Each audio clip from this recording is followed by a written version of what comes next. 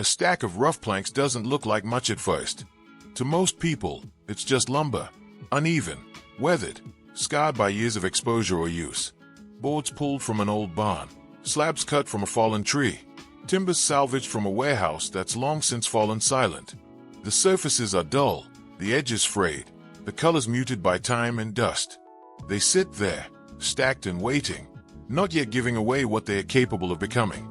But in the hands of someone with vision, those unassuming boards aren't just scraps. They are the raw beginnings of something entirely different. They are the start of pieces that will outlive most of what surrounds them, turning into rustic masterpieces that feel at once permanent and alive. What makes this transformation so striking is how little is often changed.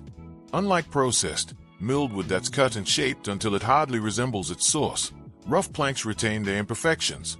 The weathered grain, the cracks, the uneven edges, even the traces of paint or nails left behind, these are not erased. They are emphasized. They are celebrated.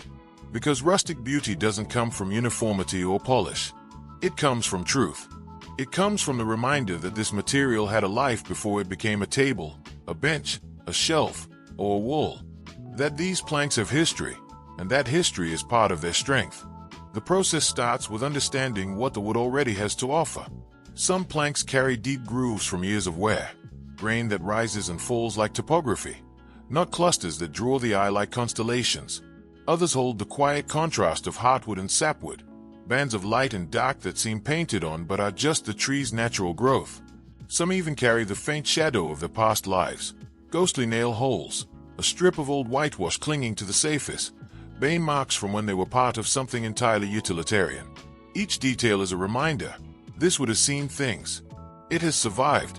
When these planks are chosen for furniture or art, they aren't sanitized. They are shaped just enough to make them functional, just enough to smooth the splinters, to make edges safe to touch, to ensure the structure will hold. But the soul of the wood remains raw. A dining table might keep its live edges, the undulating curves where the bark once wrapped around the trunk. A shelving unit might still show some marks across its face, each line telling the story of the mill that first cut it decades ago. A bench may be left with a surface that isn't perfectly level, not because of carelessness, but because the wood itself carries those natural shifts. These elements are not flaws to hide. They are reminders that what you're looking at came from something real, not something mass-produced. When a collection of planks becomes a finished piece, something changes in the space it occupies. A wall clad in reclaimed boards suddenly feels layered, textured, alive, catching light differently as the sun moves across the room. A coffee table made from weathered timbers becomes more than a surface. It becomes a focal point, the piece everyone touches, everyone notices. Even smaller items, like stools, shelves, or picture frames, bring with them a sense of grounding. They make a room feel less manufactured, more rooted. They tell you, without words, that not everything in this space came straight from a factory floor. And yet, despite their rawness, these rustic masterpieces never feel unfinished. They are carefully balanced between untouched and intentional. The wood may be rough, but it's stable. The surfaces may be textured, but they are built to last. The final forms, whether simple, like a single slab bench, or intricate, like a table with a base of intersecting timbers, carry a weight and presence that polished furniture often lacks. You can feel the mass of the wood when you sit down. You can feel the grain under your fingertips. And you can see how light plays differently on the worn, matte finish, soaking into the fibers rather than bouncing off a shiny, artificial coat. Finishes are subtle, almost invisible. Natural oils, beeswax, or matte sealers are often used instead of thick varnishes. These protect the wood but let it breathe, let it shift, let it age. Over the years, the surfaces deepen in color. The lighter streaks mellow into honeyed tones. The darker streaks gain richness and depth. Every scratch, every dent, every new mark becomes part of the story, not something to buff out or hide. These pieces grow more beautiful, more themselves, with each passing year. Sometimes, the transformation from plank to masterpiece doesn't even involve much building at all. A single board, cleaned and oiled, mounted to a wall as a floating shelf. A rough slab set on two simple metal legs to become a console. A stack of short timbers arranged and bolted together to create a sculptural coffee table.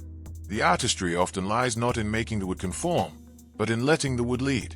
The craftsman becomes more of a guide than a controller, coaxing the natural lines, the history, and the inherent beauty of the planks into forms that feel inevitable.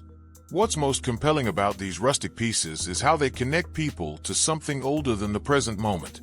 In a world dominated by speed, precision, and disposability, sitting at a table made from planks that were part of a structure a century ago, or from a tree that began growing before you were born, has a weight to it. It slows you down. It reminds you that not everything needs to be perfect, new, or flawless to hold value. Sometimes, the very imperfections, the wear, and the roughness are what make something worth keeping. And it's not just about nostalgia. It's about contrast. Place one of these rustic creations in a modern setting, a clean, white-walled room, a space filled with glass and steel, and suddenly the room feels balanced. The wood softens the hard edges, breaks up the monotony, brings warmth and texture where there was none. Place one in a cabin or farmhouse, and it blends seamlessly, echoing the environment, feeling as natural as the beams above and the floor below. The versatility of rough planks lies in their honesty. They don't need to match their surroundings to make sense within them. They just need to exist as they are. Over time, these pieces become more than just furniture or accents. They become landmarks in a home. The table everyone gravitates toward during gatherings. The bench that holds quiet moments on a porch at sunset.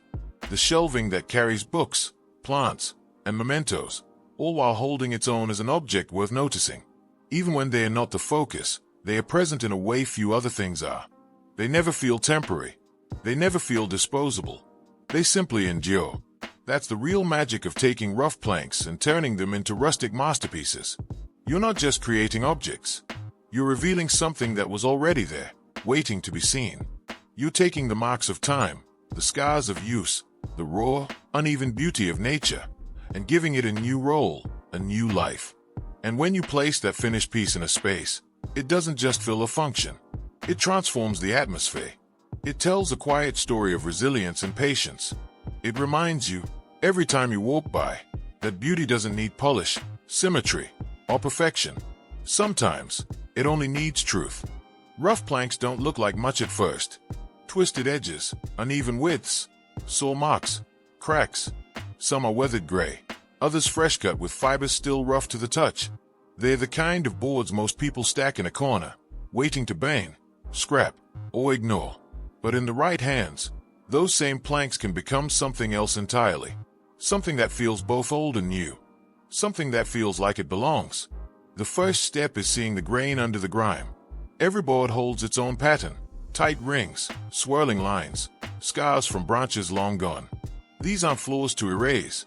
They're details to build around. A rustic masterpiece doesn't come from hiding those marks. It comes from using them as the foundation of the design. Sometimes the planks become tables, dining surfaces or coffee tables where every knot and crack is stabilized, not sanded out. The boards stay thick and weighty, joined edge to edge but never flattened into lifeless uniformity. Other times, they become shelving, benches, or wall cladding, panels where the uneven edges form a natural rhythm that can't be faked. The finish is subtle, always. Oils, waxes, matte sealers, just enough to protect the wood and bring out the depth in the grain. No heavy stain to mask the natural tones. No glossy varnish to make the boards look like plastic. The surface should still feel like wood, warm and textured under the fingertips. The shapes stay simple. Rustic work doesn't need complex angles or ornate cuts. A straight-edged frame, a clean trestle base, or a solid steel support is all it takes to give those planks structure.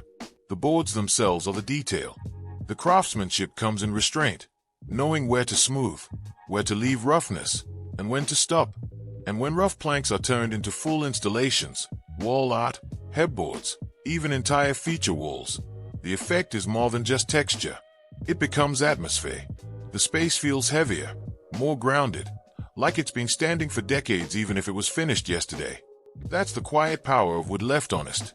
Each piece carries its history into its new form. A nail hole that once held fencing, a crack from a winter long past, a knot where a branch pushed through decades ago. None of it is erased.